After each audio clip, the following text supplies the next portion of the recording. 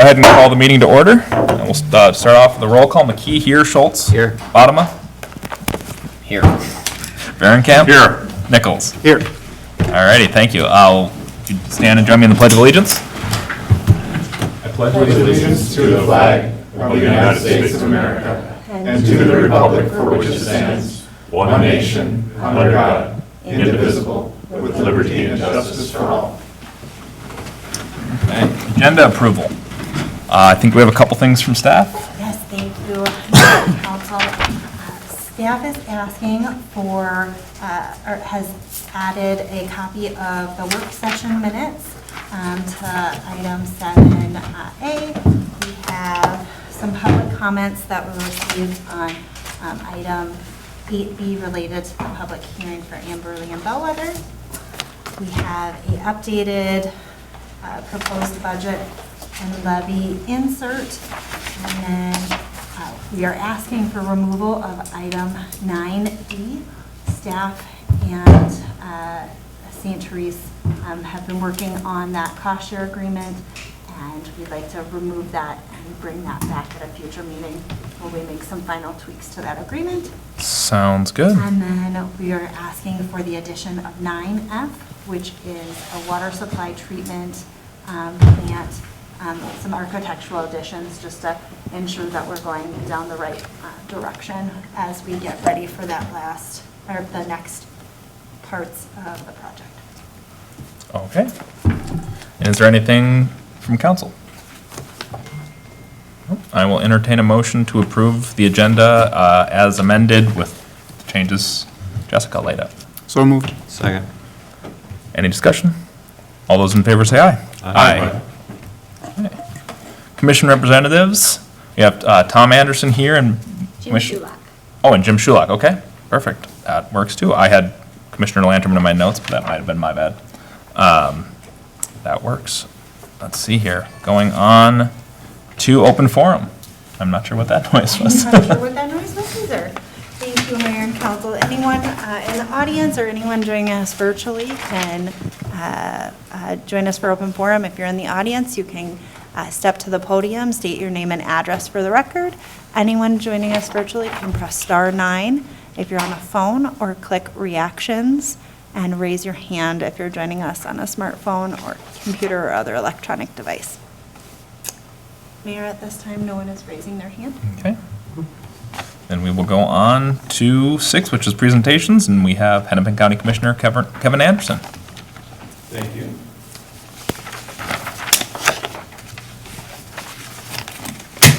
Thank you all for having me. Yes.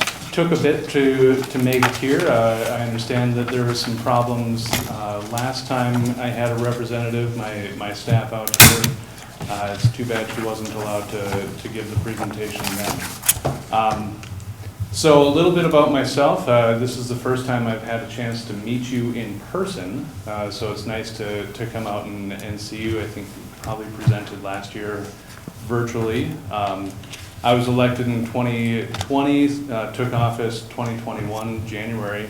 I served the 7th District of Hennepin County, which is the western suburbs, including Maple Grove, Corcoran, Dayton, Rogers, Champlin, and all western suburbs down to St. Bonifacius and Minnetrista down south. I have 20 years of IT experience, so taking the leap into public service was a little bit of a change for me, but it's been very rewarding. I think there's a lot of good work being done at the county, and I'm looking forward to talking a little bit about what we've done in the last year and a half, 2 years at the county, and specifically how it's helped and benefited Corcoran. I serve on as the chair of Public Works. Also serve on a number of different committees in Hennepin County, including the Hennepin History Museum, our audit committee, our technology committee, serve on the Transportation Advisory Board, Active Living. We keep pretty busy. We can go on to the next. So when I put this presentation together, this was a recap of the 2022 budget. We're actually gearing up to the 2023 budget cycle right now. So I'll give you a little preview.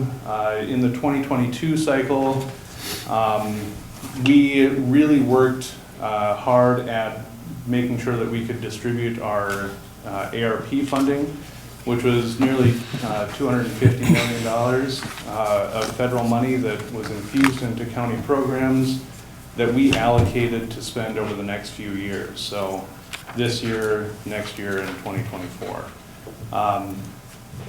Mainly the priorities around that follow priorities that already exist in Hennepin County, including economic development, affordable housing and stabilizing housing, broadband expansion, mental health services, gun violence, and public safety. We can move on to the next. So one of the larger buckets that we invested in was our affordable housing continuum, nearly $85 million in the affordable housing continuum. So Hennepin County's role is the social safety net for those living in Hennepin County. So making sure that we are at the table and helping fund developers who are interested in building affordable housing units, making sure that there are homeless shelters available for those who find themselves in need, services for those who do find themselves homeless, and then working through social workers and mental health providers. We'll get a little bit more into those services later. But kind of across the continuum, making sure that we have a range of housing options from the lowest income and then up to about 50% AMI in Hennepin County. That's where Hennepin County focuses its effort. I know most of our cities are focused or get proposals for higher AMI or market rate developments. So we can move on. Another big area of initiative for myself was we put $10 million into broadband expansion. Throughout the pandemic, it's been remarkably clear that we need to make sure that everybody is connected in Hennepin County. And there are still large swaths of Hennepin County, especially in western Hennepin County, that aren't served at all. I'm proud that I've worked with Corcoran to secure funding and kind of co-funding with Comcast to make sure that we have an application to the state of Minnesota DEED for broadband expansion. That's going to include, if it's accepted by the state, should include any future developments in Corcoran as well. It's really exciting. I'm glad that we were a part of that and able to partner with the city on that kind of expansion. We also did this kind of partnership with the cities of Minnetrista and Rogers. So looking at finding ways where those holes exist. We're currently going through an RFP process with other cities to help identify what the needs are in the cities, and recognizing that a lot of our municipalities don't necessarily have the staff that, say, Minneapolis has to do a deep dive into everything. Hennepin County staff is preparing to supplement or help fund a project manager or something along those lines. We're in early discussions right now on how best we can support cities to make sure that we're meeting the needs alongside you. So we can move on. Another big issue for me as I took office was addressing homelessness among veterans. I partnered very early and got to meet the folks at MACV, the Minnesota Assistance Council for Veterans. And in the first year, we partnered to sell a few tax forfeited properties to MACV so that they could build homes for veterans experiencing homelessness and provide wraparound services to them. It's been a great partnership. In addition, we've built that relationship. They were also a part of a recent Veterans Summit on Mental Health that I hosted recently. This issue intersects with so many different things that the county is working on. And I'm really proud of the work that we're doing. There's still so much more to go, but I think we're adding personnel, we're adding staff to our Veteran Service Office, and we're going to be able to actually make a difference. I really believe that, and I'm looking forward to supporting our staff in doing that work. I also, in the last budget cycle, put forward an amendment that was passed to build a veterans monument on county property. When Hennepin County became a Beyond the Yellow Ribbon county, we discovered that we didn't actually have a space for us to celebrate that and honor the veterans on county property with the Veterans Monument. So we're in the process right now of designing and we'll be building out a Veterans Monument at the Government Plaza downtown. So, move on. You know, this is probably a little bit old. We're back to work in a hybrid sense. You know, what back to work is different than it was before. I'm going down to the office maybe twice a week. I try to spend as much time out in the community as I can. I think it's better for me as a commissioner to be out in the district. And we're finding that so much of the work that Hennepin County is doing is person-centered. So the closer we can get to people and providing a remote work option or a hybrid working option is allowing us to be more efficient. And with any luck, we'll be able to reduce some of our footprint downtown and less buildings to maintain, save us a little bit of money in the process. We can move on. Another issue that I know is still plaguing our communities is gun violence. Hennepin County put in $5 million in 2021 towards gun violence prevention, another $5 million in 2022 to support programming that interrupts gun violence, working with community partnerships. Because Hennepin County is not specifically we're not law enforcement. We have our sheriff's department, which we did add 30 staff members in the last budget cycle to try to make sure that they had the resources they needed to help support our communities. But we're trying to find different ways that we can be a part of the community response in addressing gun violence. So we're trying to make sure that we're adding some FTEs that can go out into the community and hopefully disrupt some of the gun violence. We saw some early successes that led us to believe that if we continue this investment, we can make a difference. So we're looking to see the fruits of that to come out in the next year. Move on.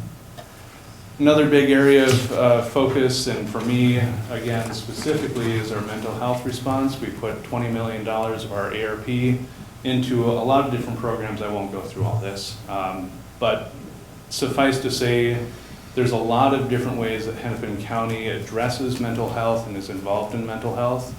One of the areas that I was very interested in as a parent of 4 kids, 2 of them entering middle school this year, was school-based mental health, and we added over $2 million to that program so that we could have coverage in all public schools in Hennepin County. That doesn't necessarily mean that we have the staffing, because there's a staffing shortage really across every industry.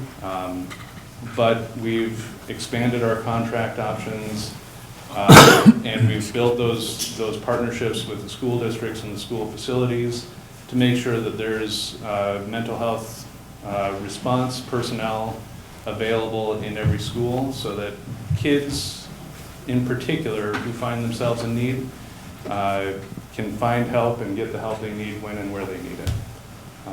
Move on. Another thing, one of the first things that I got to do was help deepen a partnership in my hometown of Maple Grove and the North Metro, I always call it the North Metro Range, but there's a whole new name for it now. It's a law enforcement training facility. They needed to expand their footprint because they were being overworked and their hours were just completely at capacity. I helped secure $8 million in county funding, reestablish the partnership that had existed with the sheriff's department so they had priority training access, as well as expanding that facility. I just heard that it's expected to open in this winter. So really excited to have that come back online and do some good work. Another area that we're trying to support our communities, especially in the western suburbs, is the embedded social worker program. This was initially a pilot in some of the early inner ring, well not inner ring, but Wyzetta, Brooklyn Park had established some pilot programs with embedded social workers. They found that with a social worker on staff and available to offload some of the non-emergency cases, they were able to decrease their call volume I think in Brooklyn Park it was up to 85%, because their non-emergency calls stopped, they were able to refer those cases to a social worker, and those people didn't call 911 for police response anymore. Huge success. We're looking at building that out. I understand that program is being expanded into all of our municipalities by the end of next year, not the end of this year. Move on. And with that, any questions? Any questions for Commissioner Anderson? You have one? You have? Oh, I have some questions. Go for it. So you've only been at the job, and this is my first time meeting you. Thank you for coming in. So,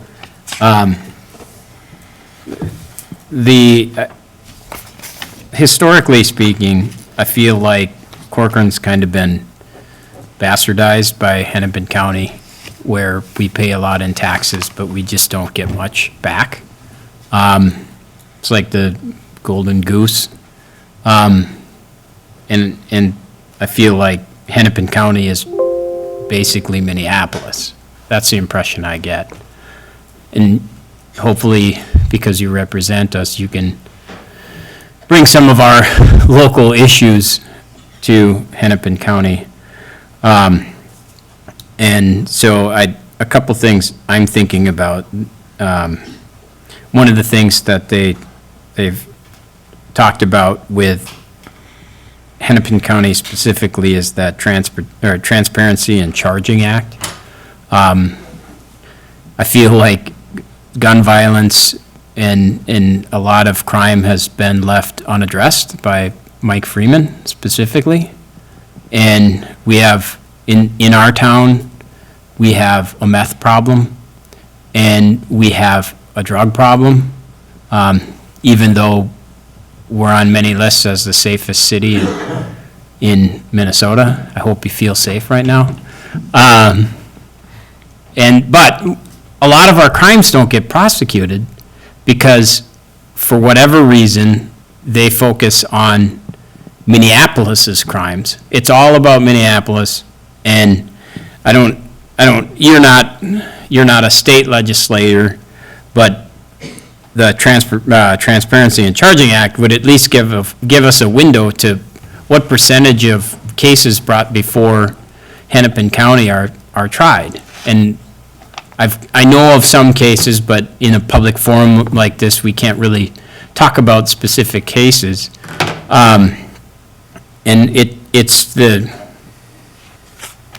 So I feel like gun problems should be addressed by prosecuting more, and we have lenient judges too, which is part of the problem, but in theory, they get elected. So I'm hoping that you can hold people's feet to the fire, that just because we're not Minneapolis, that some of our problems don't just get brushed away, because we didn't have anybody murdered in Corcoran last year. But that doesn't mean we're completely devoid of crime, and we don't want our city safer, and our criminals shouldn't be dealt with, but that's what it seems like. And then, I don't want to just have a laundry list of things, but I've got another issue with our town is that we have dirt roads here. We're a cut-through for 94. When 94 gets backed up, people cut through our town. And our roads are kind of falling apart. We just got Bass Lake Road is newly paved. I appreciate that. But the budget for Hennepin County, if you look on their website, for the years 2022 to 2026, it's 1.3 billion is their light rail budget, and 1.3 billion is their roads budget. It's almost identical for the next 4 years. The riders expected per year on the light rail are 10 million. So, you can look on the Department of Transportation. We actually are going to have 11 million trips through Corcoran on our roads. Over the same time, every year, we have more trips through our town than riders on the entire light rail, and we're just a sliver of Hennepin County. So I think there's a really bad misappropriation of resources to a fraction of the riders, or a fraction of the commuters. And I live on a dirt road, and it's crazy, the traffic. And we are, right now, Hennepin County has the Southwest Light Rail has a $500 million deficit. And they've had deficits before, and Hennepin County has picked up the bill on some of those. So I don't need divinity. I'm not going to pray for road funding, but I do hope that some of the madness about throwing multiple billions of dollars into projects that don't support as many trips as our tiny road system in Corcoran, I feel like somebody needs to at least stand up for those of us who take the roads and whose roads are falling apart, whose road budget for the entire county for 99% of the trips is the same as light rail over the next 5 years. So those are the two things that impact us. Sure. The roads, and then the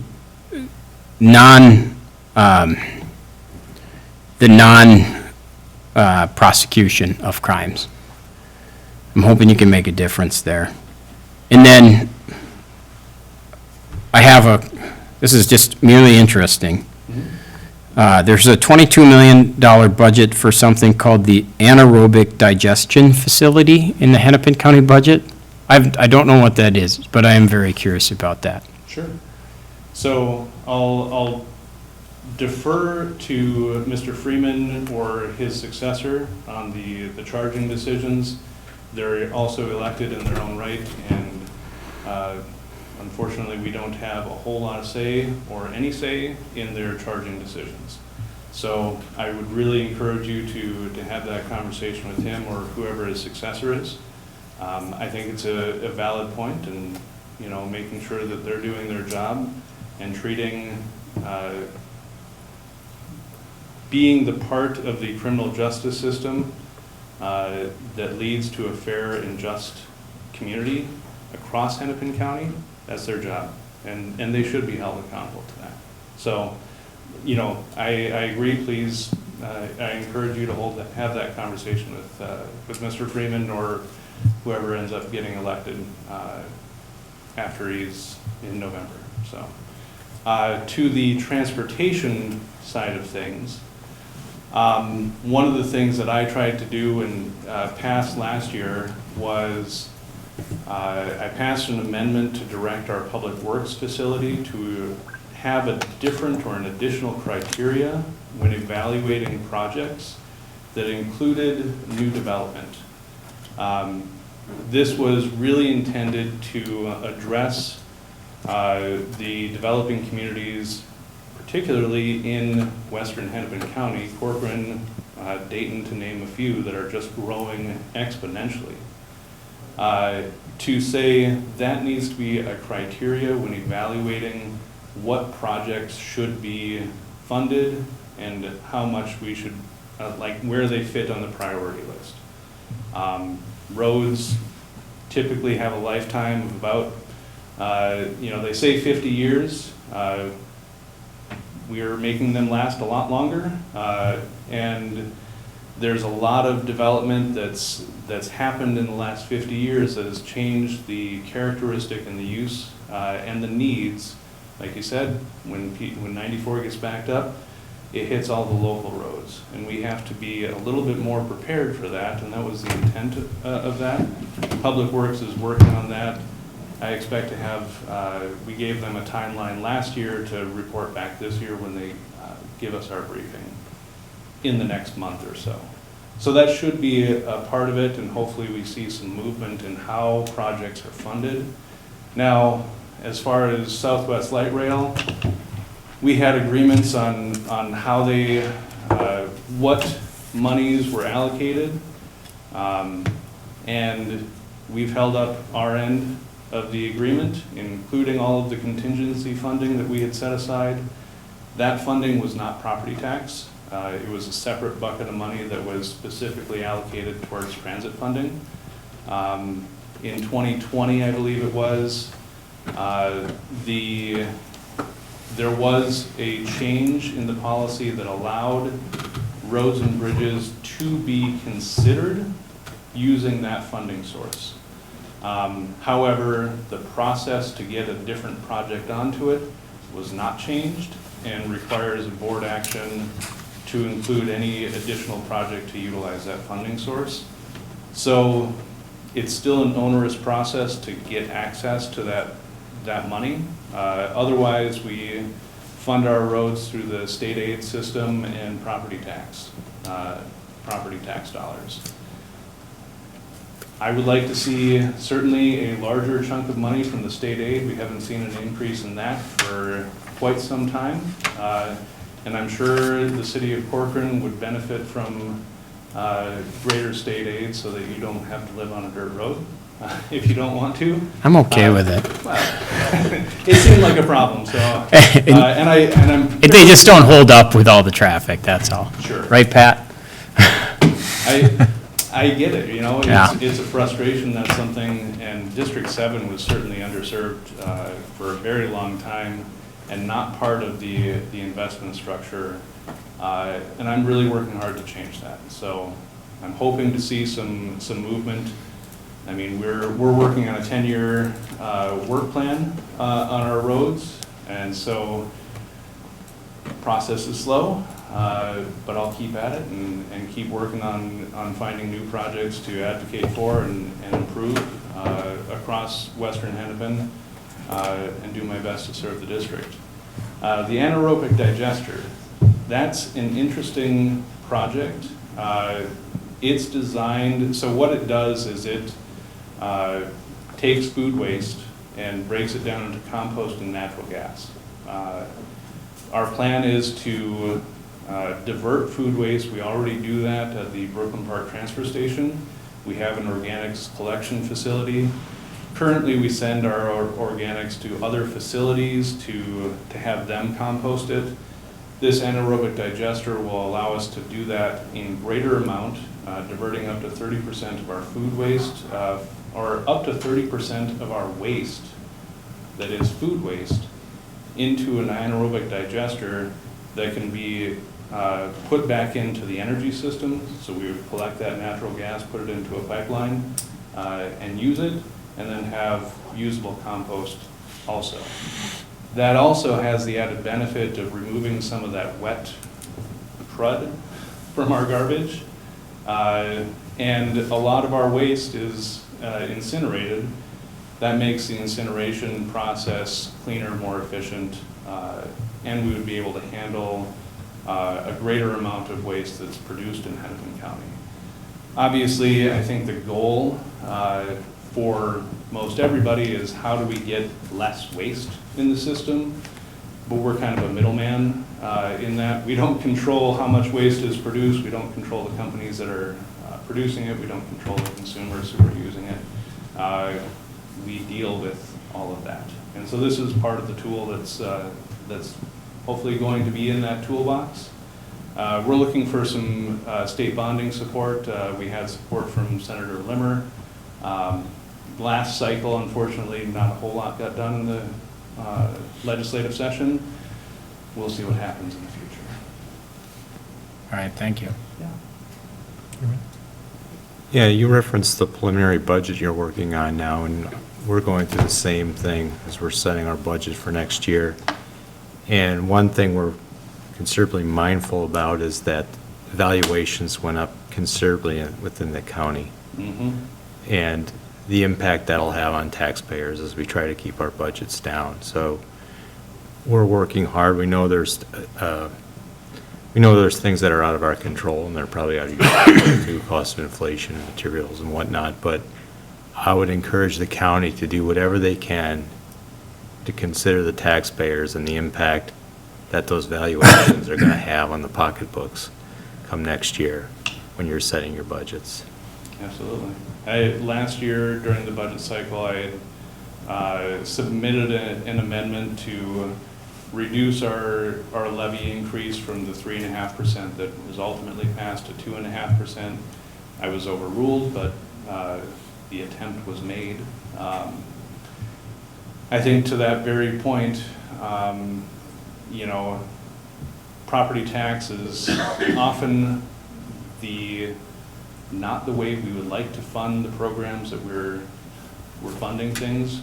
There are better ways to fund social services, for example, or mental health. We would rather have a better reimbursement from Medicaid or Medicare for the people who are presenting themselves and we end up having to care for them. Unfortunately, so much of that we have to, we are supplementing that. We do a really good job of trying to maximize the amount of money. That's where a lot of it ends up going, though. 800 million-ish of our budget is health and human services, which makes sense. I mean, we're the safety net for Hennepin County. We have over 1.2 million people. It's a 20% of Minnesota's population. So when you think about the amount of need that is presented in the human services side, Hennepin County is picking up a big portion of that weight. So we are very mindful of the cost. In recent years, and I expect this year, you'll see that Hennepin County's levy increase is going to be lower than really our surrounding counties. We're working very hard to make sure that we're keeping those costs down. The ARP money that was infused into our programming, we tried to make sure that we put those towards one-time investments that would have a long-term impact instead of funding personnel that in 2 years we're going to have to figure out where to pay for them. There was certainly some of that, but we're trying to be mindful of, like, we got this infusion of cash that's helping us right now, but how do we make sure that we're making long-term decisions and balancing and finding that off-ramp with as low impact to our tax base as we can. This year is going to be particularly challenging, but the number I heard was a 3.5% increase. So it's going to be hopefully less than are surrounding and reasonable for our property tax owners. Anything else? I'll follow up on Councilor Bottoma's comments on traffic issues and the need for more road funding. Specifically, there are 3 major north-south county roads that seem to bear a lot of that burden in Corcoran. County 101 on the eastern side is going to bear a lot more traffic now that the Dayton interchange from 94 is completed. So a lot of that cut-through will be happening on the northern part of Corcoran along 101. There's a lot of development up in that area as well. So anything that we can do, especially with you being on the Infrastructure Committee and Public Works Committee, 101 could probably use some expansion and some help in a few places. Similarly, County Road 116 I don't think we'll have the same level of increase, but also with that same development along the County 30 corridor, we'll probably be putting more traffic in place there. And there's a lot of areas that could really use a turn lane or a widening of that road. Traffic levels are relatively high during rush hour. It can be unsafe to get out onto that road, so some traffic signals are probably appropriate in a few places, as well as road widening. And then County 19 on the western side also bears quite a bit of traffic from Rogers coming down to 55. There's a lot of residents in that area who have trouble getting out in a safe way, especially during rush hour. They tell us that they're sitting there waiting for 10 or 15 minutes in the morning trying to get out onto the county road. And I know that there's a limited thing any one person can do, but you're our best shot at getting something done there. Yeah. So anything that we can do to support you and that you can do to support us to meet those residents' needs will be profoundly appreciated. Absolutely. I know last year, to the 116 portion of it, and I know that's just one and probably the least impacted, but, Hennepin County did partner with Corcoran for the study for an economic development corridor planning. I believe that's what the scope of that was. Hopefully, the intent of that was to help better plan for how the county can better understand what the future development plans are for Corcoran, so that we can incorporate some of those plans, provide some best practices in terms of making sure those developments are happening in a responsible way. Obviously, we're not the ones that are making the development decisions, and so it's absolutely critical that there is an open line of communication between your staff and the county staff to make sure that as development is being planned, that we can look at what the impact is in other places and hopefully find ways of supporting you in getting those improvements made at the time of development so that we can better capture that, so that we're not left in a lurch where, 10 years down the road, we didn't see this coming, because I think we all know that development has an impact on our roads. Absolutely. And I also wanted to thank you again for your support on the broadband programs that we've been partnering with the county on. I think we're all hoping that we'll get some good news in the near future on that state program. Today was the last day for any objections or changes to the application, so Okay.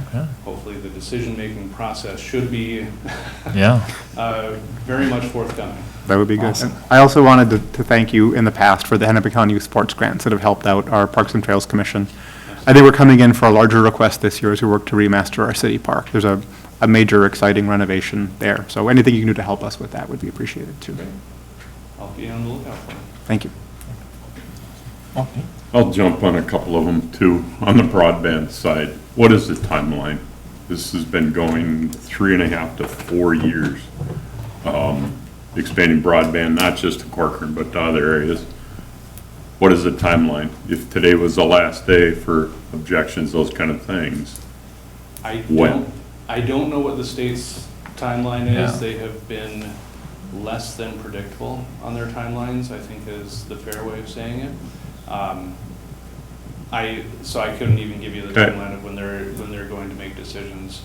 It sounds like from the talks that I've had with Comcast is once they have that, they've set aside capital, we have money, you have money, we got the skin in the game, and broadband expansion, like, the money is there.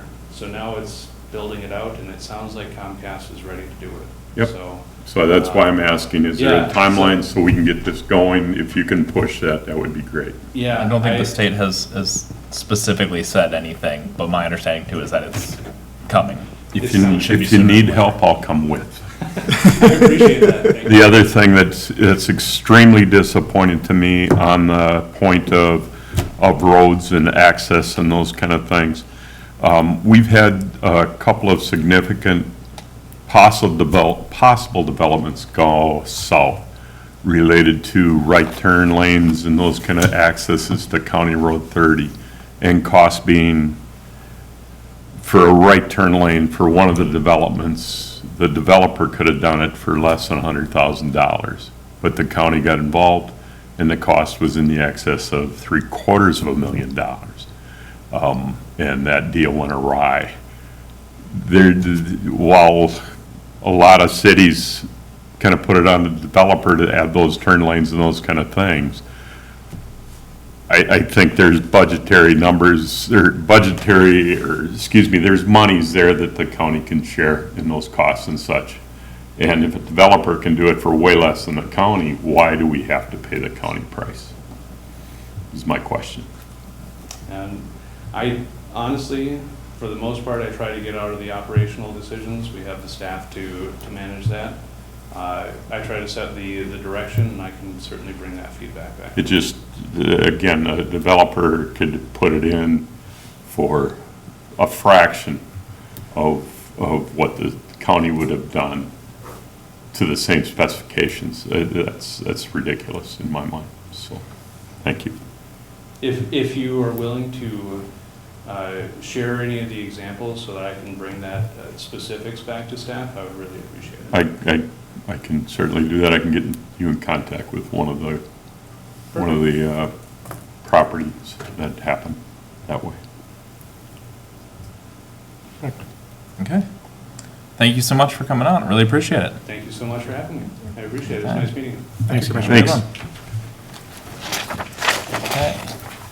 So we'll go on to consent agenda, which consists of items 7A through 7D. Does anyone want to pull anything? Going once, going twice. Mr. Mayor, can I ask a question? Sure. And this is late, but the agenda approval, item 10B, 10B. Yes. why is that on there for the second meeting in a row? I was not here for the last meeting, so I don't know specifically. So I can speak a little bit to that. The last meeting, we asked whether or not we'd want to do a work session, and the group is asking whether or not we'd be willing to either do, we said no to a work session, and so we'll be willing to do financing or Oh, okay. offer That's the host approval. part. So if we're not going to do the financing, if we offer host approval, they can seek financing from a different city, and we just have to, because it's happening in our city. I see. You have to- Okay, fair enough. Motion to approve consent. Second. All right. All those in favor say aye. Aye. We'll move on to planning business. And since they're both public hearings, instead of having a public comment opportunity and then each item, we'll just do each item with their public hearing.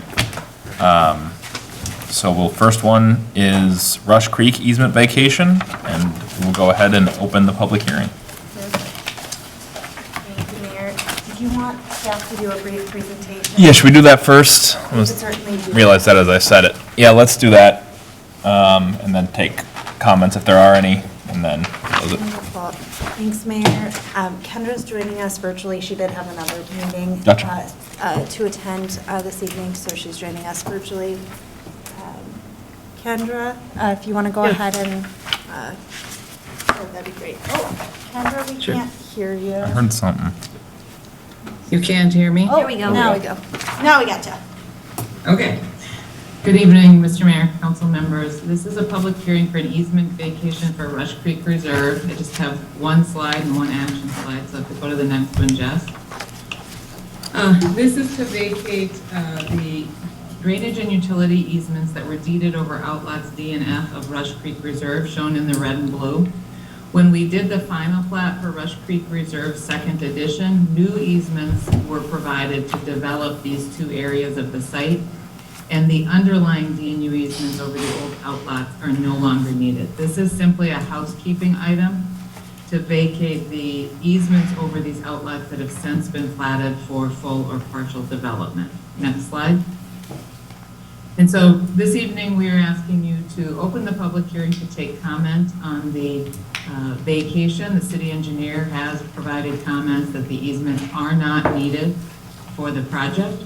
And we ask you after the public hearing to move to adopt resolution 2022-102 approving the easement vacation. Great.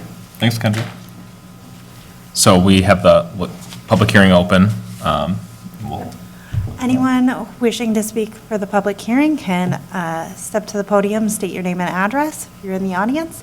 If you're joining us virtually, you can press *9 or click reactions and raise your hand if you're joining us on an electronic device. Mayor and council, at this time, no one is raising their hand. Okay. Can I get a motion to close the public hearing? So moved. Any discussion?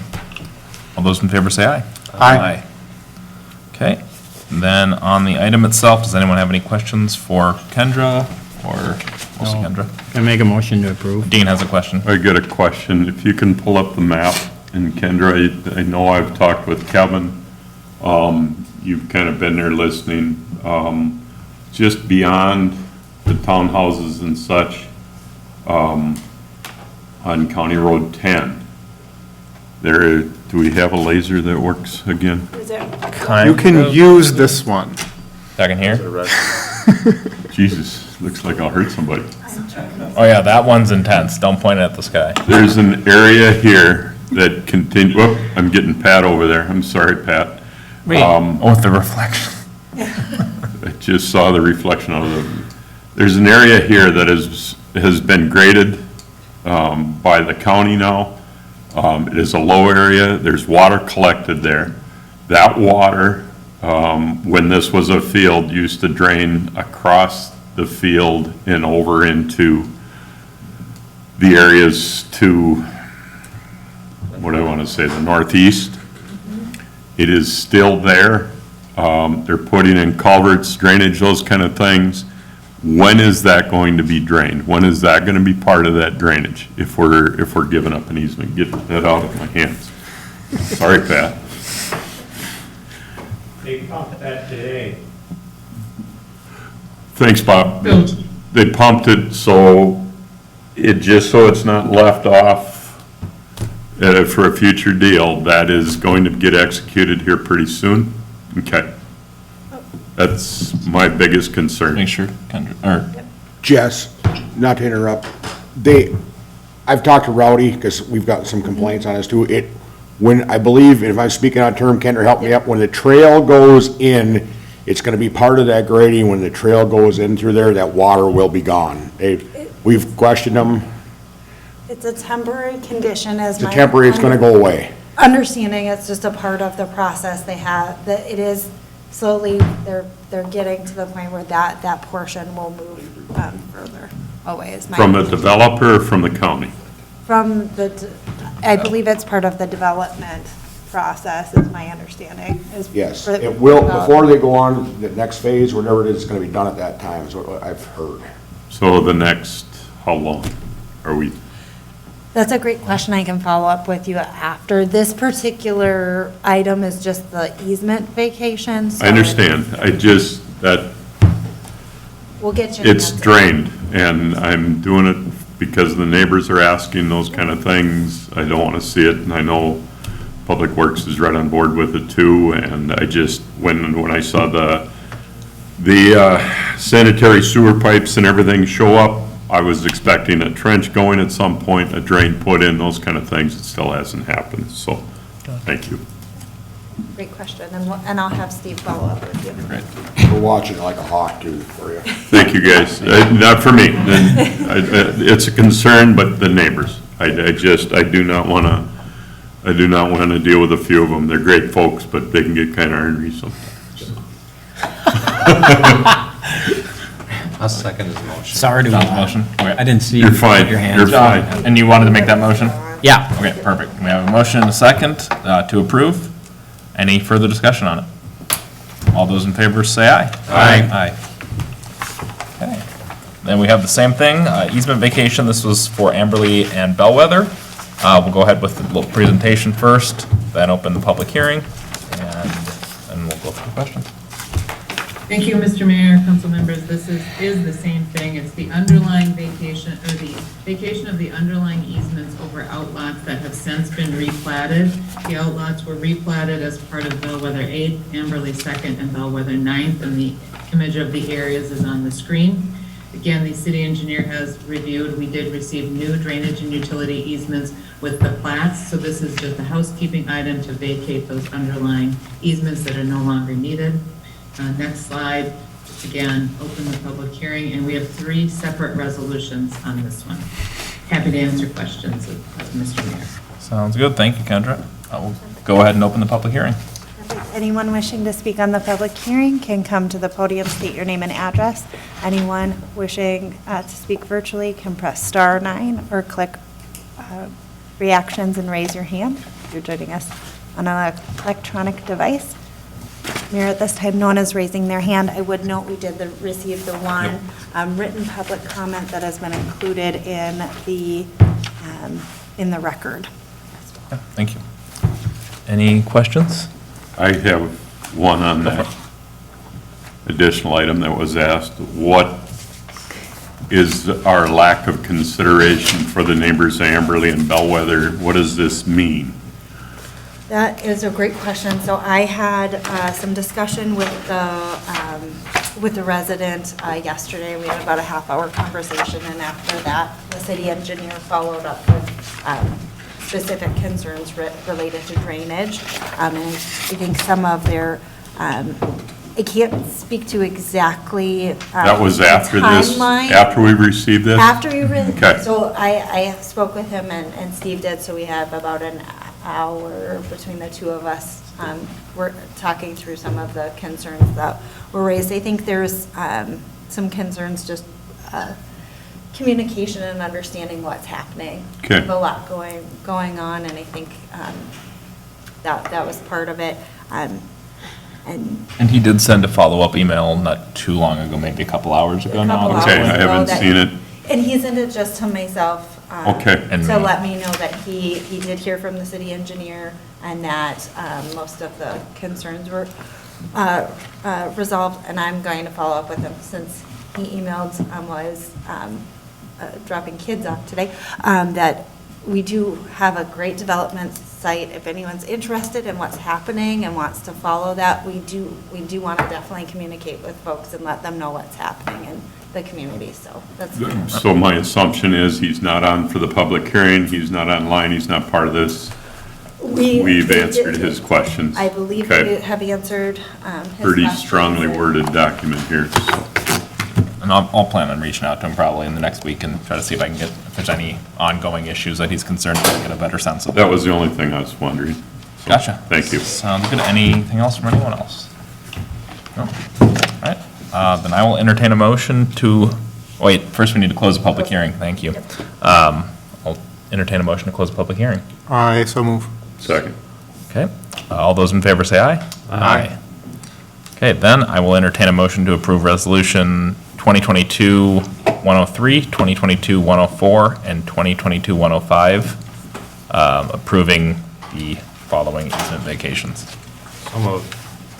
Second. Any further discussion? All those in favor say aye. Aye. Moving on to 9, unfinished business. We have, let's see here, we made a couple changes, so it's 9A through See, F? F with the removal of D. with the removal of D. Okay, so A, B, C, E, F. Gotcha. So 9A, we'll go right into it, which is the 2023 preliminary levy. Do you want us to do a That'd be quick great. Yep. public comment? Thank you. Um, Yep, a little out of sorts today, yes. No, that's That would be okay. great. We'll do a public comment on items 9A through E, or as I just said, 9A, B, C, E, and F. And then we'll get into the items, so. Perfect. Anyone wanting to speak on the items, you can come to the podium, state your name and address. If you're joining us virtually, press star 9 or click reactions and raise your hand if you're on an electronic device.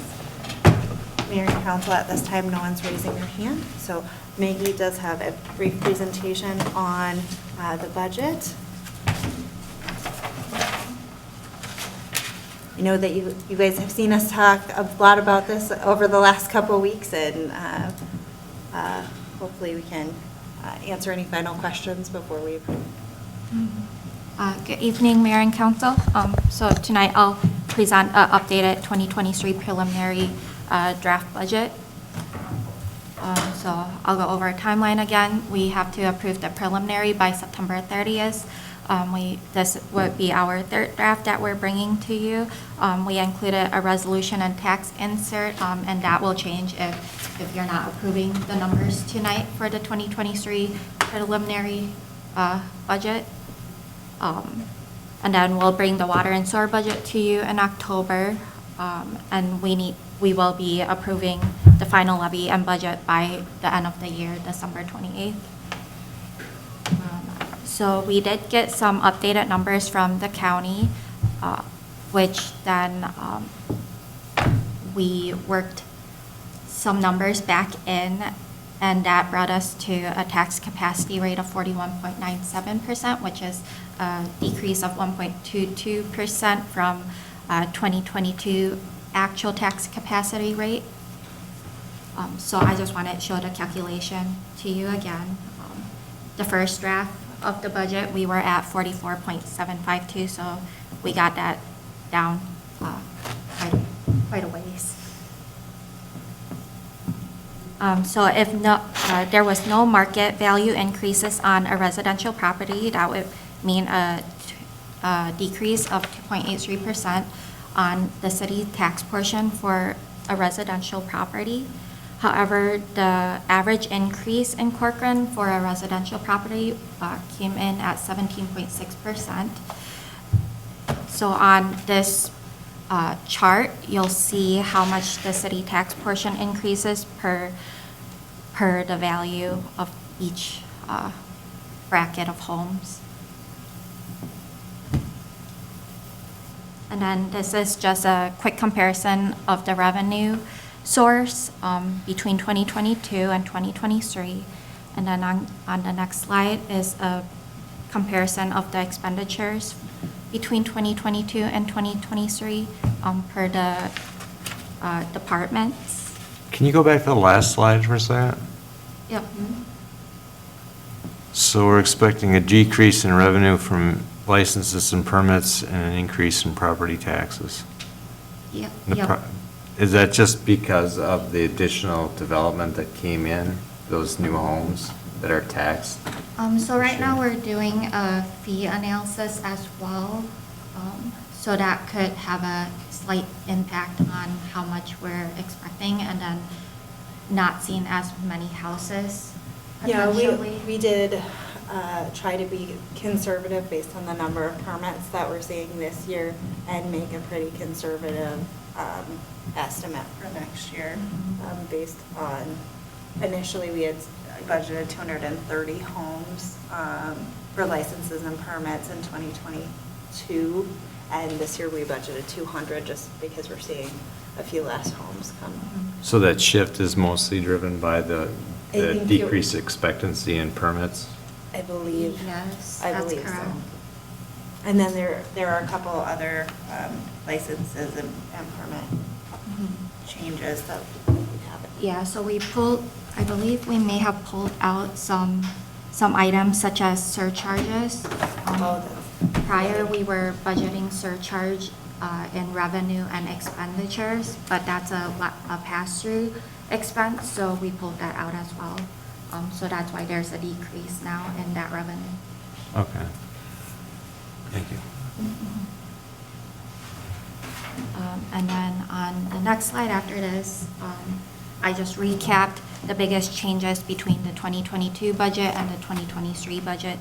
The biggest one would be wages, which is a 10% increase. 4% would be cost of living, and then 6% would be market adjustment. And then we have some staff changes. We have a full-time admin assistant right now, he's a part-timer, and we're planning to have him go full-time in February. part-time recreation program coordinator from 500 hours to 960, and then 2 new police officers with a start date of January 1st and October 1st. And then we are still budgeting for a fire commander starting on November 1st. We also saw a big increase in the workers' compensation insurance. That's $140,000 almost, with the biggest increase in the police department. And then other big impacts to the budget would be the 2022 Avon and then contracted services in each of the divisions. And then I can go over some of the changes between last work session and this work session as well. We increased the IT services now to $120,000. So that was a $45,000 increase between 2022 and 2023, just because our tax capacity had more leeway after getting more preliminary numbers from the county, and then that way we can budget better for when we do need staffing, and then we would analyze whether or not onboarding a staff in 2023 would make more sense than contracting out the service. And then other slight changes.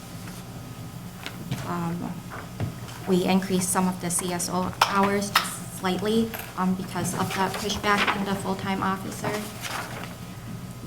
And then we had a slight increase in health insurance contribution as well. Mr. Mayor, Yeah. just if I could ask, could you go back to the second pie chart? Just The expenditures? that one there. Yep.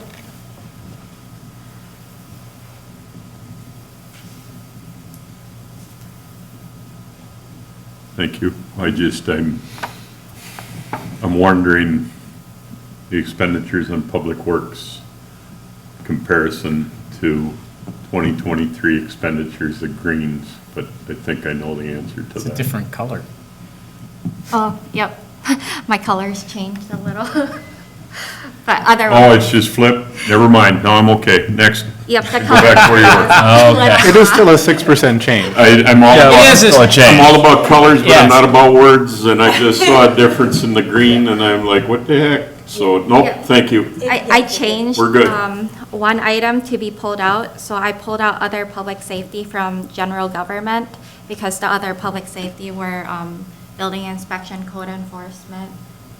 Nope, you're fine. I just saw the green go from, like, Public Works somebody has not should be changed screaming, but, much of a- thank you. Can I ask council a question related to the budget? We're trying to save every nickel we can, and Jess and I talked about this, but, so we are in the League of Minnesota Cities, which is an insurance group. So it helps us save money by being a part of a pool. And we're also in something called Metro Cities. And Metro Cities is, in theory, a lobbying arm, but the stuff they lobby for, well, one, they continually lobby for Met Council stuff. Gotcha. But then they say, well, we want cities to have control of their budgets and and their housing and what they spend their money on. So like their lobbying positions are the opposite of each other, like every single year. Gotcha. And they advertise that we're in their association. But I feel like we budget for that every year, only because it was in last year's budget. Like, we don't get anything from that organization.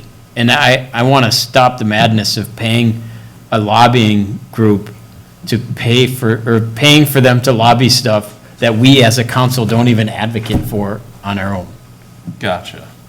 What, do you know offhand what we, It's about Yeah, that- $2,600. Okay. Certainly some, I think is what I looked up what we paid last year, or this year for the 2022 year. So I think it's something, so we've paid our membership for this year. It's certainly something that we could decide not to renew. They do have as John mentioned, an extensive list of legislative priorities. And they are kind of housed out of the League of Minnesota Cities, but are a metro organization. So it's certainly something that if you would like us not to move forward with, we could certainly not renew next year. I guess I'm not asking, I would never put you guys on the spot and just take my word for it there. I want to make it's a small piece of the budget, but it also is, like, they carry our flag. Like, it's on there, that we remember on their website. And what we have as our priorities, when we put together our priorities each year, don't match their priorities. Gotcha. So I just want to, it's a small dollar amount, but it still is a dollar amount. But it's such a public entity that supposedly advocates on our behalf. I'd like to put it before council and say, either let's be a part of this organization or not. Yeah, I think maybe that's, my initial thought on that is maybe include it if we're approving something like tonight, and then have that kind of in mind, and maybe everyone does kind of their own research between now and when we approve the final levy. Yeah, And if it's something we want to remove in between there, then. Because we can reduce the budget, we exactly. just can't increase the budget. Yes. That way give us some time to kind of dig into it and. Yeah. You could even leave it in the budget and just not do it next year Yeah. as well. Sure. But it's in the tax levy. But it's in the levy then, yeah. Yeah, I'd say probably if we're sure we're not gonna want to be part of it, then we just don't do it. Certainly could Take it have out. it as a discussion before, either as a separate agenda item to the budget, or make sure to talk about it when we approve the final budget, whichever is most comfortable for the council. I would say you should provide some information too. I'll provide some information and I'll send out some information and we'll put it on maybe the agenda before the final budget so we can make Perfect. adjustments. Sounds good. Or maybe in early November so we can make the adjustment to the budget. Sounds good. Thanks. Thanks for letting me have my time, guys. Yeah, of course. It's a good point. Yeah. Is there any other big things? I wasn't here for the work session, so I'm trying to think of items that were discussed and where we are now compared to then. There's definitely been some movement from the work session to now. And we've removed mayor compensation. No, you quadruple it. Can you make that motion, John, being the acting mayor? Just for that day. I was the mayor. Can I ask? So you list out changes from the last presentation draft, and I see increase, increase, increase. Did the levy dollar amount increase, but the rate went down because our capacity went up? Yes, that's correct. So we really didn't get a reduction from, I mean, No, not on the dollar amount, but on the tax capacity rate, we did. yeah, and I thought that's what our instruction was, is that we wanted to see reductions, so it seems like it's a little playing with numbers, not really getting to what we were hoping to get to. That is and we certainly could. I mean, we were 20,000 short at one point to get us No, we that. wanted to make the rate, that seemed to be a lot of our discussion, was to make sure that we didn't increase the rate. We want to certainly decrease the levy, we can do that, certainly look at doing that further. Part of in the change for, let's see here, Maggie was talking about in the IT portion, we certainly can make changes tonight and remove some of the items. We wanted to make sure that we did remove the benefits for the administrative assistant for planning. We reduced it. We reduced it. The planning consultant services went up by 5,000 because we've been going over budget each year. We thought that seemed like a small change that we would utilize those funds for.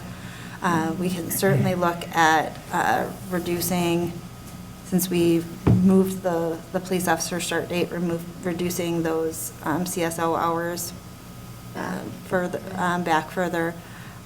We had talked a bit about the fire commander, and we did push that back a month, so that was another 14.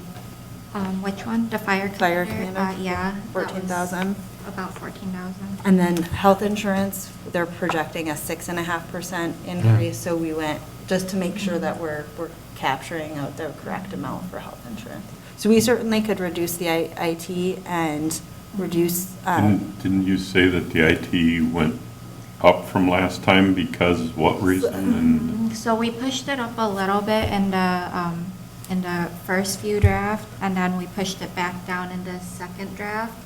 But then on the third draft, because our tax capacity, we have the actual preliminary number now, then we pushed it back up so that we could budget better. And then we would do some sort of analysis next year to see whether or not it would make sense to onboard a staff instead of increasing the contracted hours. Gotcha. so we certainly could reduce that back down to, We could. it was I believe it $20,000. was, I believe prior it was 105,000 if I'm correct. I can pull up the last draft. That'd be good to know. So we could certainly reduce that. Like I said, the other ones we did try to decrease and ensure that we were keeping that rate or move it lower. on the IT side, I've always believed that IT is going to save us on heads, having to hire heads and stuff. So if it is money well planned, well used to prevent adding more staff, I'm all for leaving it the same. Just you guys are the ones that are going to dig that deep on that. And we've talked about moving IT in-house, so this would be a way to we're going to need to bridge that gap. Okay. To plan for, Yep. to so it plan for was- that next year. It was 105,000 in that second draft that we brought last work session, and then we raised it up to 120. I think we were philosophically we're budgeting for the worst on the tax capacity side of things. And Okay. obviously, we made a lot of the cuts in the previous versions, which was still further than what staff felt comfortable with as far as sustainability for meeting the staffing planning going future, when you talk about things like IT and the other positions that were in there. And when when we use the worst case scenario, that's not what came from the county. I think that the philosophy was, we still can do better on the tax rate than we had been.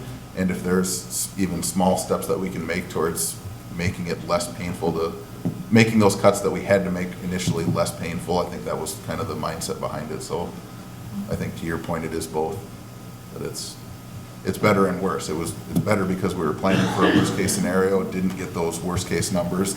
And I think that was the intermediate, was to try and, we see those IT needs and those other needs coming and saying, how do we be better than than the bad scenario that we were preparing for, but still try and meet what your goals are. So there's certainly room to, whatever direction you guys want to go with it. I think this was where staff came out with, is kind of splitting those demands with still trying to move the rate backwards, but also preparing for those future needs that we were hoping to try and accomplish this year that just couldn't fit.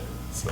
Yeah, so in that very first draft of the budget, we did budget for an IT manager to start in April, but then we cut it back just because our estimated preliminary tax capacity was lower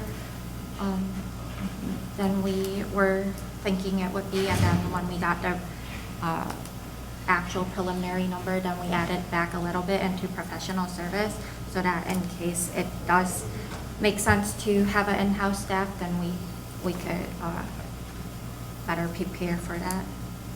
Gotcha. Go ahead.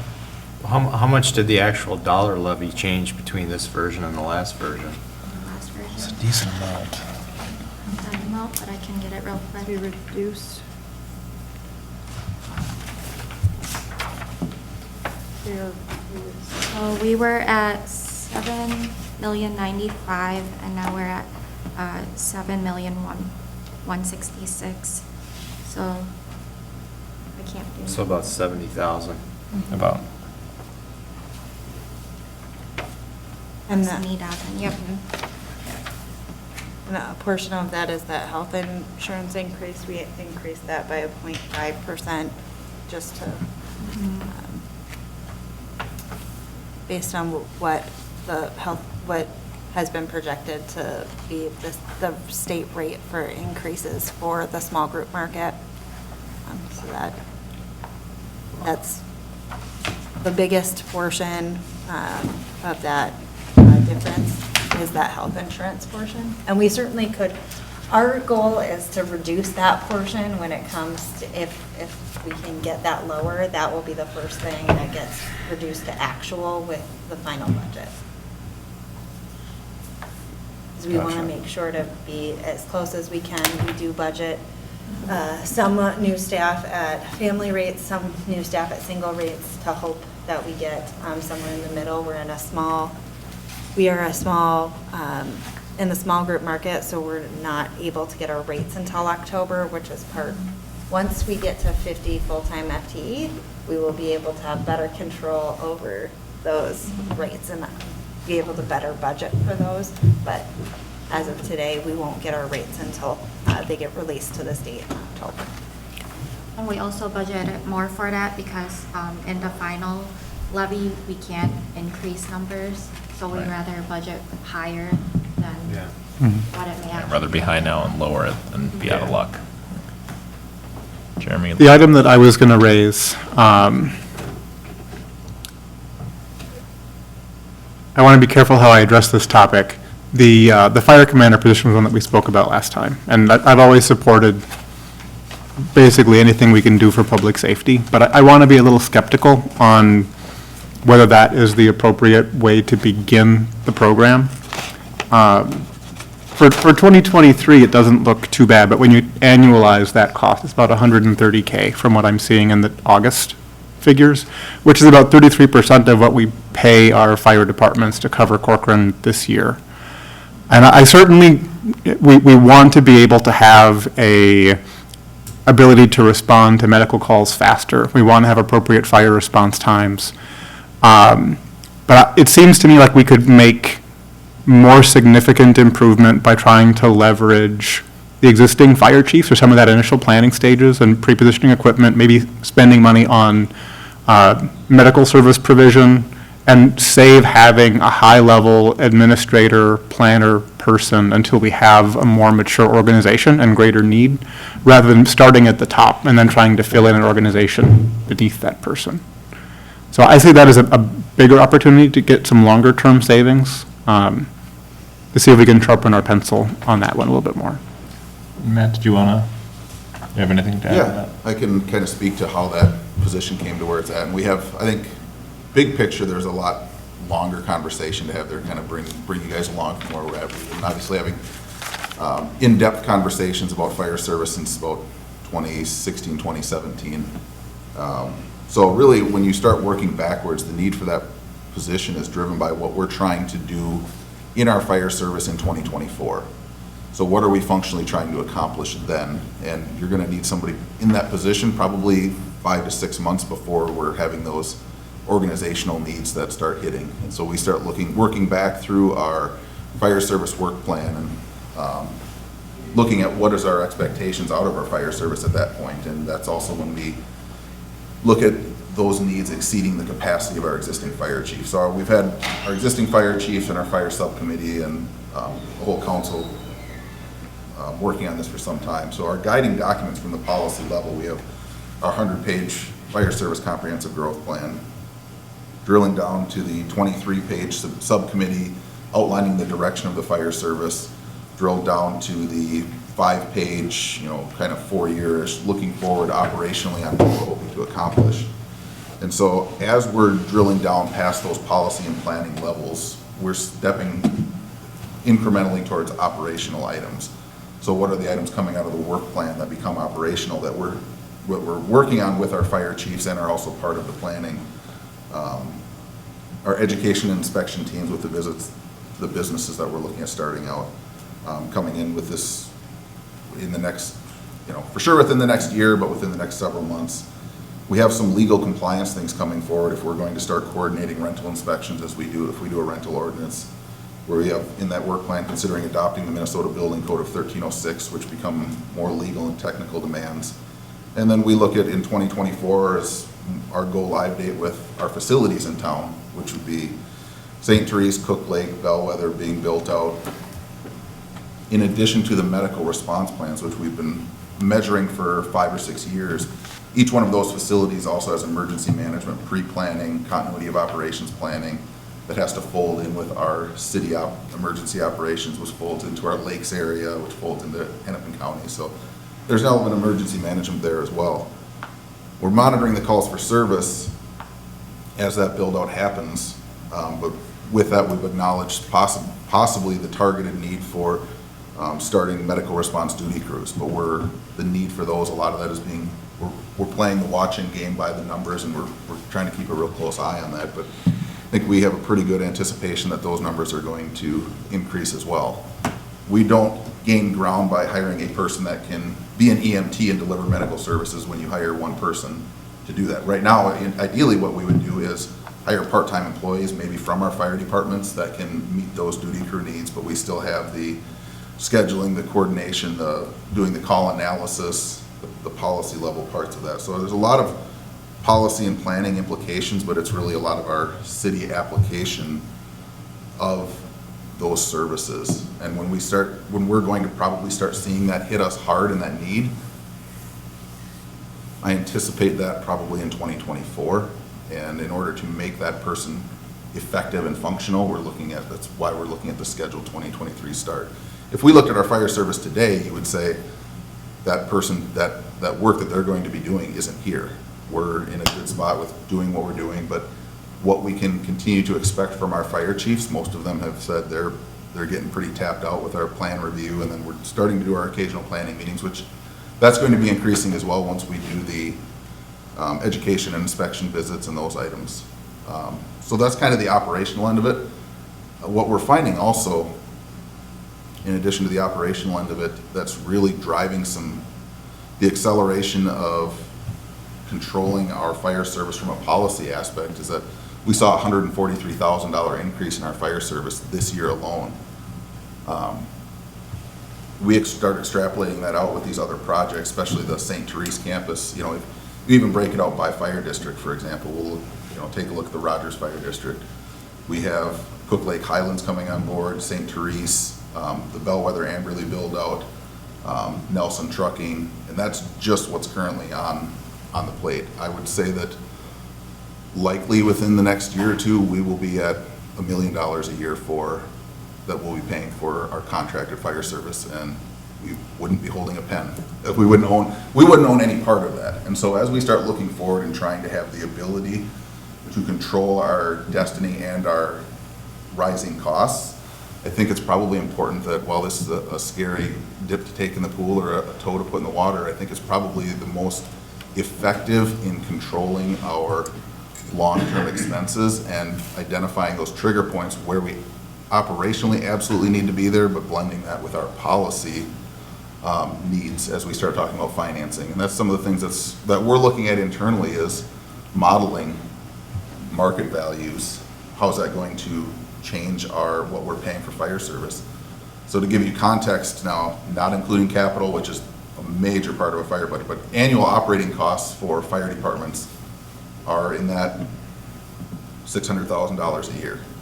We're paying that now, but we have 3 fire departments. There's a lot going on. But if we're already paying $600,000 a year and we're looking at, that's generally the operating cost, not counting capital equipment, trucks and things like that.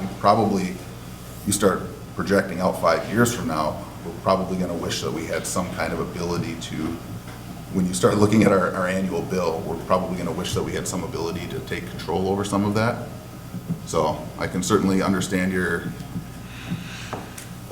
concerns and the reason for pause on it, because today, as we're looking at our fire service, it's functioning the way I think we would all want it to. But it's really that horizon, those trigger points that we see coming in 24 and 25 that this position is trying to prepare for. Thank you. I think, I agree with you, Jeremy, that, but in sort of a different way where, Mr. Mayor, may Oh, yeah, go ahead. where I don't think we've moved far along in the plan, the fire plan, to justify that position. So if we budget for it, I would say it doesn't automatically mean that we're hiring that entity, that person. I mean, a bunch of stuff has to happen, in my mind, to approve that position. So I'm sort of like, and actually, while you were gone, we had another lengthy discussion about that. Okay. That position also. Gotcha. So anyways, I'd be I think it's a good holding spot, but it totally depends on how far we get down this plan. Because if we don't make any headway on the fire plan, that person will just sit and twiddle their thumbs. And people will joke that that's what everybody in government does, including the city council. Yeah, I agree with what you said there, John. I think there's a lot, and I think that to what Matt was saying, a lot of that is coming. But I think to your point, it does have to, A, B, C, D has to happen before we make that hire or bring that position on, for sure. But I think it makes sense to include in the budget here, certainly in the preliminary. It is a relatively small number for 2023. It's just the longer-term fit and sequence needs to be right. Yeah. Absolutely. Are we gonna see enough bang for them being on staff for 2 months? Because that's Yeah. all we're budgeting for is 2 months. Well, and like I said, that's really in the preparation of the action steps that we need them taking in 24 are going to probably, it's going to take them at least a couple months to get up to speed on all of our planning and meeting with all of our operations, understanding all of our documents, get our direction, and they're going to have to start probably looking at long-term, not just operational and how are we meeting the needs of what we're doing then as far as meeting the needs for rental inspections and the education inspection teams, whether or not the medical duty crew and when and how, but also planning capital purchases, if we're going to be doing any hiring for part-time employees or filling those needs. They're gonna probably have to have a pretty intimate understanding of a lot of items before they can start taking action. So as far as bang for buck, I think it's really about trying to get that person operable by 2024, because it's a pretty weighty, position, and I think I would respond with, if you're not sure that we do anything with fire service, I'd encourage you guys to spend some time with me on the fire service stuff that we do when we do our, our public safety plan reviews monthly, when we're, meeting with our fire departments to go over kind of service expectations, and when we start doing the planning meetings. I mean, you guys, Alan and John, you guys were did a lot of the subcommittee work and kind of see the meat and potatoes of how the discussions go. And just seeing, or it was Brian and John that were there, about just trying to even get on the same page with service delivery. And as we're collecting data, and there's quite a bit of stuff that happens just by our daily operations, which is to be expected. We should be doing that, and we should continue to do that. I think we plan to leverage our chiefs as much as we can, but they're not giving up on us, but they're kind of tapping out saying we don't have a ton of extra capacity. We have to change some stuff. And they're saying, what are you doing as a city? Because, and we've said this all along, we're gonna work with our fire departments to use them as they're intended to, but we're also not intent on breaking them, extending them beyond capacity or beyond what they can sustain with their stuff. So I think to your point, are we going to see takeaways in 2023 from this person? No, but are we working backwards to try and see those takeaways in 24 is what we're trying to plan for. And I would note from a process perspective, we don't have a job description ready to go, so we have some work in early 2023 to really get to that point, and we want to get you all ready and comfortable for us to even get that position going. So those are some of the key things that we need to do in order to get that position going. And we do intend on having some additional work sessions to really kind of dig into fire service over the next several months. So, it sounds like we have a few things that we certainly want to keep in mind going forward from preliminary to final. Are we generally comfortable with what's in here for preliminary, or are there certain things we wanted to look at adjusting or cutting? I would note, we do have until the 30th. Yep. So if there are major changes and we We want could to. send it back for next meeting. Can come back on the 22nd if we need to. So if that's something that we want, just a note on process. We try to do it early in the process in case there are changes. We do just, by the 30th of September, need to certify to the county. I'm stuck on inflation plus population growth and having that not, and that's sort of what I think government should grow by. So if inflation is 10% or even 12%, and population growth in Corcoran wasn't 14% in the last year. It was 12.9%, I think, was what Kevin estimated based on. 12.9? That's what I wrote down anyway. Yeah. Oh, okay. So It wasn't as far off as you'd think.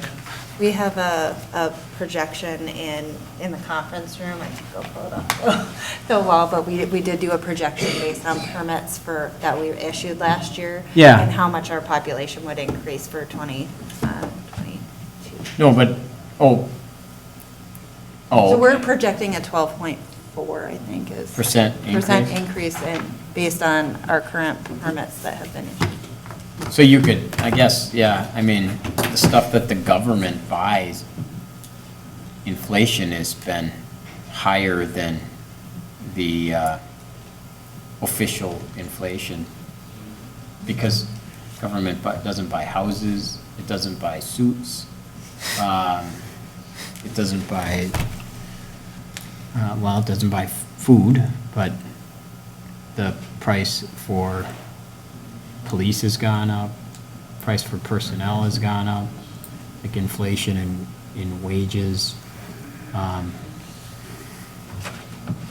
It's a tough pill to swallow.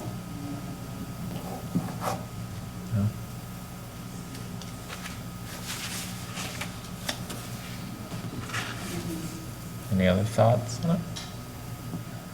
Does anybody have any major hang-ups on it? I wish it was less, but I Yeah. see why it is what it is. Yeah, it's a good way of putting it. I think it's a good max number for me, and the attitude and the things I hear from staff and stuff. We're gonna keep trying to figure out ways and such. I already appreciate what you have done related to the fire department and pushing that position out a couple of months. But again, we don't need somebody coming in here and needing to hit the ground running when they come, when they can absorb for a month or two and then roll, if it makes sense at that time.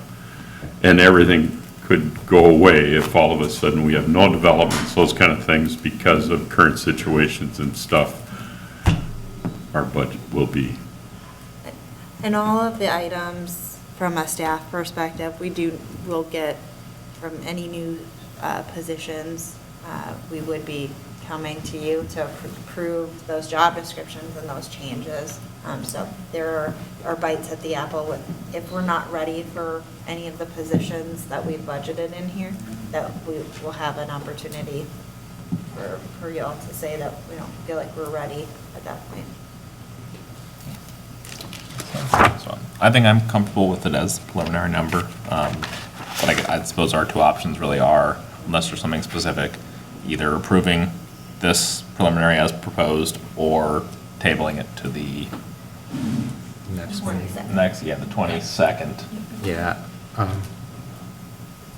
Well, I'm disappointed that the levy amount went up from the last version. I appreciate your explanation, because then it makes more sense.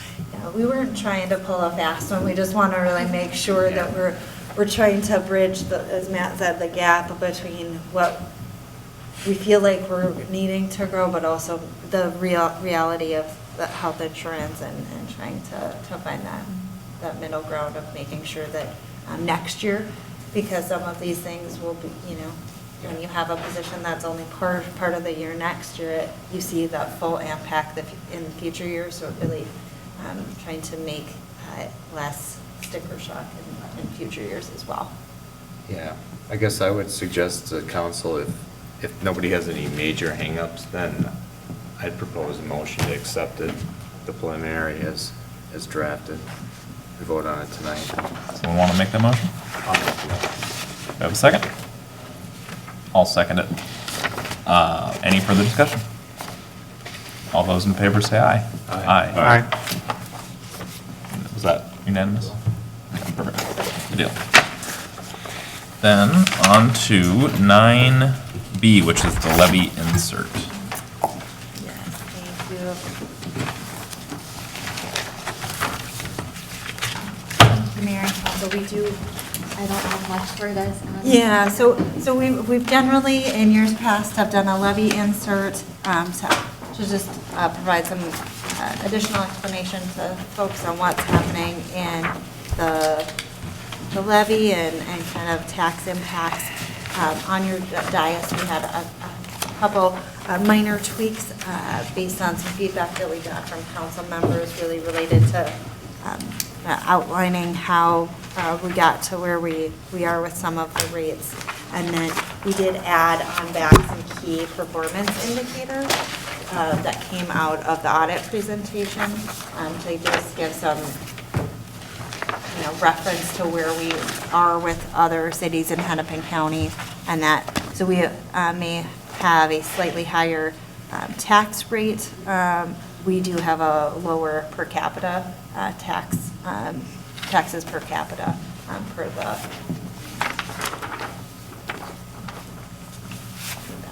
So those are some of the changes. It did, before the meeting here, did get a request from Councilor Nichols to change the order of the back table, to have some public safety items first. So those would be the major changes to what was presented. That third paragraph there, just the language in there, the graphs on the back, and then an order on the back of the taxpayers. Sounds good. And Ellen, I know you had something you wanted to add last year. Is that all on there? I don't remember exactly. It was basically our taxable income split between residential and commercial. Okay. And I think we have it with tax capacity. Gotcha. To some extent. I don't know that you can actually figure out how much our levy comes from each one. Yeah. Yeah. Gotcha. Sounds good. So, no one else has any other issues. There was the one proposed change of the order. The order of the items on the back with public safety first, but otherwise, the key changes are a slight change in the way that we worded something on the tax effects, the key performance indicators on the back page, and then the order of the allocation of tax dollars. Those are the three changes.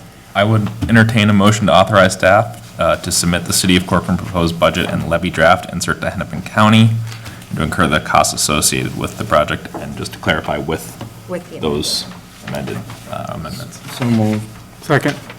Can I ask, what's the difference between the charts on the two? On the allocation of dollars? Oh, there was from page 1 to page 2, the other public safety was supposed to be $13, and transfers and debt services was supposed to be $10. Oh, and then you removed other public safety? It was a typo on that first one. That back one is the first one you received. That's where I The front page is the final. We just wanted to correct that there was a missing number on it. And do we really, is the general public gonna know what the difference between public safety and other public safety is to split that out? I could put a little note on the bottom of that table that That would tells. be nice, I think. Okay. Yeah, just a I'll put couple that brief on the- explanation of what it is. Is Mhm. everyone on board with that? So we can maybe, I'll amend my motion to also include that if, or I will you make the allow it. original motion? I didn't make it as a motion, that just came out in conversation. No, I know, but the, I think I seconded. I so moved your wanting a motion. is that, So I could amend my Made a motion. motion, bottom of first, and Nichols was second. So- That I have so far. I'll make a motion to amend, a friendly amendment to my motion to include a description of other public safety in the handout. I concur. okay. So with that, is there any further discussion? All those in favor say aye. Aye. Michelle, you got all that? Good, thank you. You're a rock star. 9C, Planning Commission appointment. Counselor Bottom and I were the nominating or interviewing kind of subcommittee. And we had 4 candidates that are on here, all of which I was able to at least connect with most of them, and seemed like some great candidates. John, did you want to make the? Yeah, I did the same. I talked to most of them. One I knew.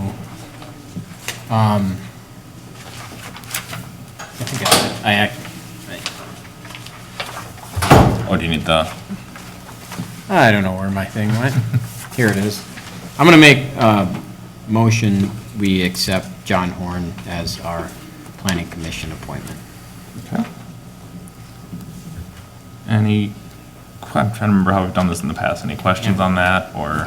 What stuck out most to you two on John? Well, so he has, I have, his resume's in here. Yep, I read it. I'm gonna look at my notes. I put a star, on his application. Part of it is that, he has a lot of experience working in different aspects within municipalities. Yeah. I think his true expertise was, Civil engineering? civil engineering, but he said during the meetings and projects, like, he got involved with all the stuff. And we have, so he has, even though he's a civil engineer by trade, his experience is in the whole process. And so there's that. And then also, when we talked about what his role would be, he made a point to say that the planning commission is advisory to the council. And his job is to look at the codes, look at the council actions and requirements, and look at each project through the lens of existing codes and existing expectations of council, which as an advisory board to the council is exactly what we need. Yep. And so I thought his lens was spot on. And his experience will help his lens because he's been on the doing end of projects. So I thought it was a really good fit. Yeah, I think that stood out to me as well. I mean, it was very Plus, he's impressive. nice Yeah, and smart. yeah, and I think we had several good candidates, several that I could easily support, but I agree. I think that definitely stood out. With his tenure in the city, do we have a mix of people on the city that have been here a while versus newer people? What's the makeup gonna look like of the planning commission? if So- he's appointed? Shulock's been here for quite a while. Yeah.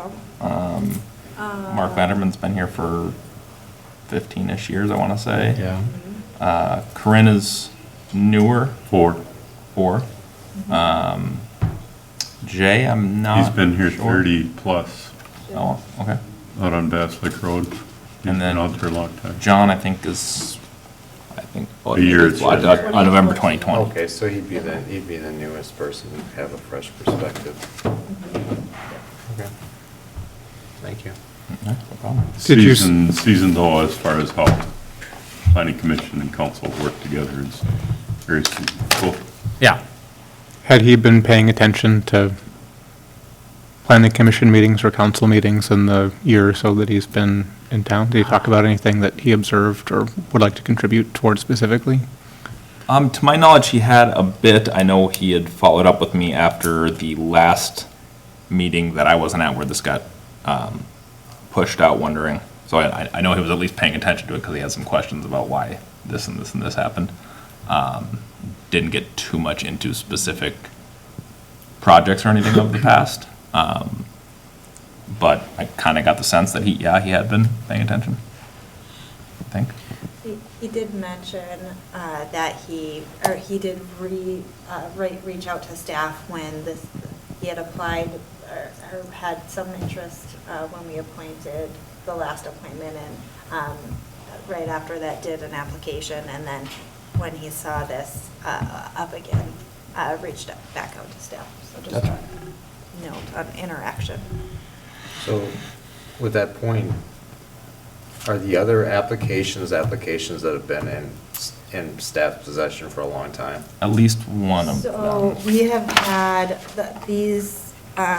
the other applications were applications that we had in hand in October when we did our last process, because we appointed Jay, I thought it was Jay and Corinne. Jay in. Oh, yeah, it was right one after another, yeah. Last year. So we did I believe the committee reached out to the applicants to see if they were interested in still maintaining their application since it had been less than a year. Yeah, and I believe, I know one of the applicants is on charter, which is great. But I think we kind of had some discussion about wanting to, if we have multiple interested parties, Yeah. getting as many people involved as possible. Right. But yeah, I think at least one, if not the other two, both have had previous interest and I hope continuing interest. Did you get a sense for how they would work within the commission's dynamic? Yeah, I thought pretty well, given my conversation with him. It wasn't, it's kind of hard to guess that with anyone, I think, when they're not actually interacting with other people, but my sense of the conversation was, had a good flow to it, and it seemed like he meshed well with kind of my style, and I would, just thinking of how the commission operates, I would think fits in well. Yeah, he had worked on teams in his work life, and so I didn't gauge whether he would get along with the individuals, I didn't think that deep into it, but because he had team experience, I thought that was good. So not to get into specific address or anything, is he more rural, more residential? He's, I believe, a Bellwether resident, I want to say. Bellwether, M&I can't remember. I believe it's Bellwether. Okay. Just looking at it right now, we've got Landerman being more residential than rural, but nice place. Corinne up the rural, Jay in rural, Yep. Shulak rural. Yeah. A good addition to the planning commission. Yeah, I think As related to. all of them location. were in development of some kind. All All of the them. applicants? Yeah. At least 3 of them, Okay. I think. Maybe all 4. I think all 4, Okay. but whatever. Yeah.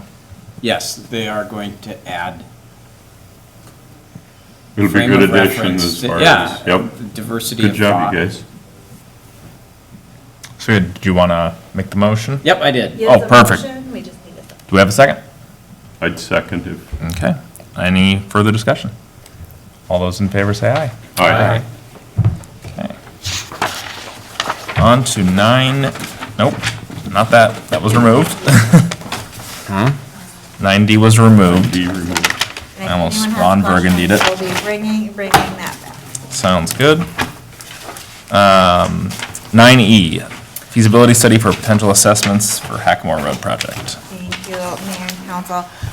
We've been working on the Hackamore Road improvement project for a bit now. In June, as we discussed final design, we talked about having an assessment process available for the subdividable properties. And so really what we're asking for today is, it was included in part of our cost estimates for doing, for the final design, having the feasibility study and doing a 429 process for the final design for Hackamore Road. But really today is to ask for approval from the council to authorize WSB to complete that feasibility study and obtain a letter of benefit so we can understand what financial contribution those there are 3 properties in one area of the project that would be what we had talked about would be subdividable. So we're just looking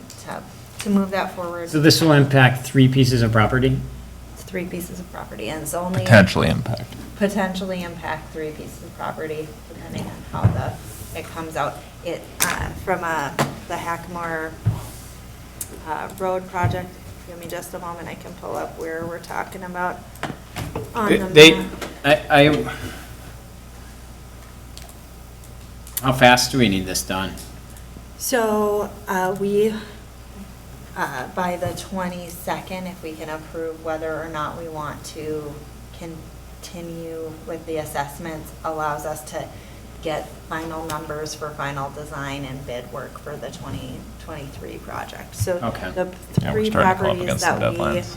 are talking about, we talked at length about, Well, I don't, it's, you kind of might think I asked, I don't need to see the. oh, okay, sounds good. I'm going to make a motion to approve it. Okay. I'll second it. Any further discussion? All those in favor say aye. Aye. Thank you. On to new business, which is, Wait. What about Oh. 9F? 9. F. I forgot, I almost didn't remove the one that we removed, didn't add the one we added. And this is Thank the you. one the city council wanted on here now. That is true, 9F. Perfect. Yeah, so if Jessica, you want to, Thank you all. Thank you all for this addition. This helps us with the water treatment plant design. Staff is asking just to get some feedback to ensure that we're moving in the right direction. So one of the items that we had coming out of some architectural discussions in July was looking at the water treatment plant design. So one of the things the team was asked to do is look at if there are some changes that we could make to the roof line to make it look a little different. So staff has prepared an alternate to the the previous design. So it's dormers on either the 2-cell or the 3-cell. And really just understanding if that kind of accomplishes the different look that we wanted. If we are looking at a different roof line or type, it would change our project a bit, and we'd have to go out for a variance. So if that's something we want to do, we just want to understand and get that process moving, because with variances, there would be the public hearing requirements. to me, this incorporates some of the stuff we talked about previously as some additional elements we'd like to see, at least as an alternate to have bid. And we're proposing right now that this would be an alternate, because there might be some, because it's a different design, there could be some cost implications, so it'd be something that we'd have as an alternate to look at when we award the project. Yeah. So really, it's just since we talked about looking at an alternate, this is our proposal. Yeah, and the base would be the one we've looked at and approved. Yes, Some the period base previously. would continue to be what we had looked at a couple meetings ago, I'm not exactly Yeah. sure the date. Somewhere back there, Yeah. not too long ago. Summer So, was a little blurry. yep. Does this work for everyone as an alternate? Is this something we want to explore? I think it's 75% as good as I wanted it to be. Okay. And I understand there's compromise, so I think this is a more attractive version that as the building scales, will keep it from looking like the warehouse from Indiana Jones. So I'm in favor of it. I'd be open to discussion about more, but I think this is a step in the right direction. All right. You don't have to compromise in politics, otherwise you get bridges halfway across the river. So you can say no. Mr. Mayor, Yeah. while I appreciate the looks and those kind of things, the dormers are probably better than adding roof height above our allotted amount. My only concern is those dormers are over top of the water treatment, those kind of things. I don't want to add those kind of things if it's going to cause roof leaks, those kind of things. I've been clear about it. If we can do this, I like this better than the plain roof that we were, as the standard option. Giving two options and that being the number one thing, that roof has got to be impermeable, period, for a long time. Makes sense. Yeah, I guess to me, it doesn't add a lot. I mean, it breaks it up a little bit, but Yeah, I I'm mean, indifferent. If it's an alternate, I'd probably lean to the one without it. But I understand what you're trying to do, is break up the roof line. good. Yeah, then I think that's why I like it as an alternate, where we can see, A, how much different we're talking. If it's a crazy price difference, then probably not worth it. If it's not, then we can start looking into some of the stuff Dean's mentioned he's concerned about, and I think we all are, and make the decision at that point. So I think I'm on board with it as an alternate. Thank you. Can I ask a Yeah. question? Sure. I don't remember these exterior ladders going up on previous plans of the show. I remember the stairs on the back of the, don't think I do either. To be on the calling, might be Yeah. able to speak to Can that. you hear me? Yes, we can. Awesome, yeah. So the stairs you're referring to are on a tube cell. Yeah, right there. And so I think that's what you're referring to, right? I'm referring up to the ladder that goes up to the top of the tower there, yeah. Yeah, so that's just for roof access. Can that be accessed from the inside, though? I don't think so there. So the whole, Tanks there. that whole vertical section, red brick section on the north end, that's all tank volume, basically, in there. And so there's not a way to get to the roof internally. Oh. So you can't have an access ladder straight up on the interior Yeah, wall? because inside, like when you go inside the building, you would just be under the pitched roof section. Oh, Because there's like a floor and then there's a tank full of water in the red brick section. Does that make sense? Sorry, I don't know what pointer to explain. I think it does to me. Yeah, yeah, right, yep, that section. So kind of where that bottom band is, everything below that is full of water. everything below it? Mm-hmm. What about above it? So then above it is where we have the aerators. Oh. I was just So like, there's equipment I never in saw there. the ladder before. I didn't the see other it either. designs, I don't think I did, yeah. And it just stands out as ugly when you see it here. What do we need to access it for? So that would just be for roof maintenance. Okay. Fire? Yep. Anything like that? I would guess there's probably some fire access requirements for that. Yeah, I didn't. You could paint it the color of the siding. I was just gonna say that could be something we could look at as the color of the ladder. Yeah, something to try to make it blend in a little more. Pat, you could do that, couldn't you? Yeah, there's probably some different options, and I think too, like, just as we advance the design, some of these details get added. Yeah. So I'm not sure if this ladder specifically was on the last one we saw or not. But it's good catch and definitely good comments, so we can, I'll pass that along.